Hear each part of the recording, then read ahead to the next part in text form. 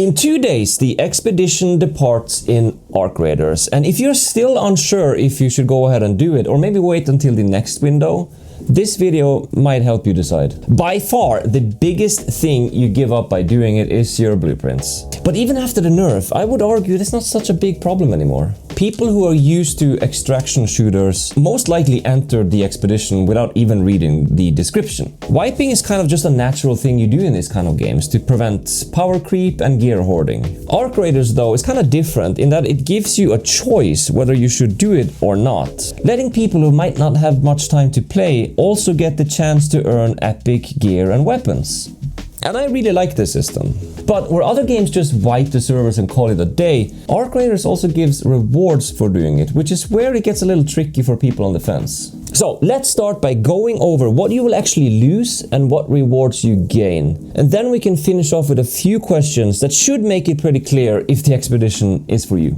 You might have seen the project tab in the game, and this is a 6-stage process you have to do to even be able to join the expedition. There is quite a few items needed, but apart from the 5th stage, it is pretty doable by just playing the game. When you're done with stage 5, you will have to wait for the expedition window to open, which is where we are at right now. The 22nd is the deadline, so there is only 2 more days to decide, but let's go over what you keep and what you lose, shall we?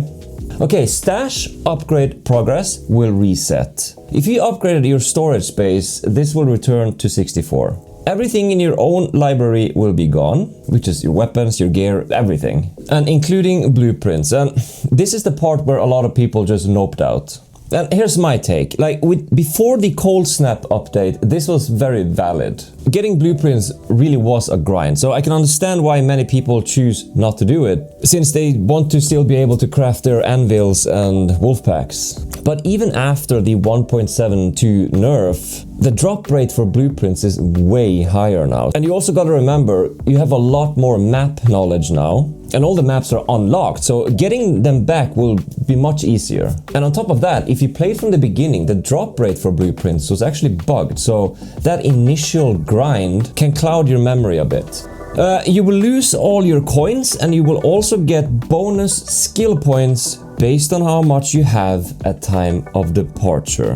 1 million gets you 1 skill point, up to a max of 5. So 5 million coins, or a combination of coins and the value you have in your inventory at the time of departure, will give you a max of 5 skill points. The devs have not been clear how that actually works, if you get them immediately or if you would get them after 75, but I'm pretty sure you start next character with 5 skill points and you still go up to level 75, so you will have 81 skill points total. I really hope this is a one-time thing, and next expedition it will be way lower, or even better, it gives skill points based on different achievements in the game, like say for example reaching a specific level, finishing all the quests, etc. Because this way you can use all your gear in the end of a wipe instead of having to just hoard them.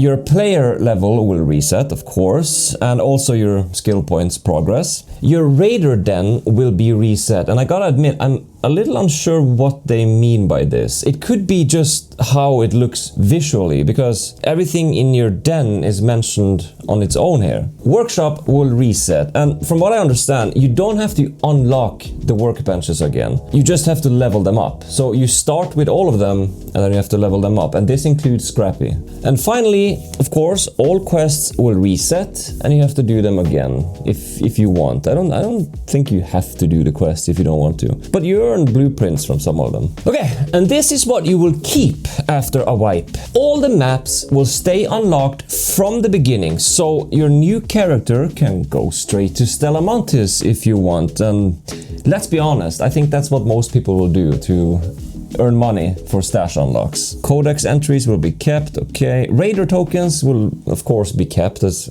you know, this is your real money essentially. Interestingly, your cred is kept, which I didn't think it would, but that's good of course. And your raider deck progress is also kept, which, I mean, that makes sense because down the line we will be getting paid decks as well.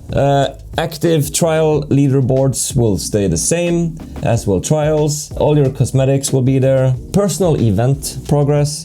This is the Flickering Flames event that's going on. So if you're in the middle of it, you will just continue where you left off. And then we get to the bonus skill points, as I mentioned. So the up to 5 skill points you can earn, depending on how much money you have, is permanent on your account. Which means that you will keep stacking skill points each time you do the expedition. And as of now, they have not said if there will be an upper limit to this. We just have to wait and see. You also get 12 extra stash slots each time you do the wipe. So the same as the skill points, these will just basically stack forever until Embark puts a cap on it.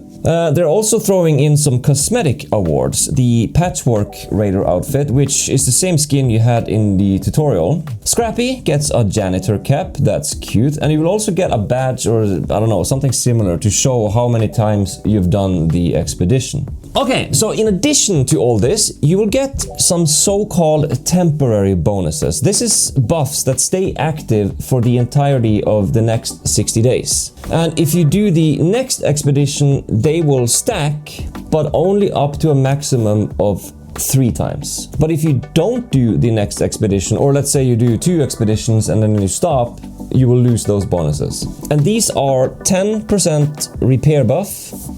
Not sure what that means. 5% XP boost and 6% more materials from Scrappy. So, I mean, these are negligible after the first one, but I mean, it's quite decent once you get up to like 15% XP and 18% materials. And there you go. That's everything you keep and everything you lose by doing the expedition in Arc Raiders.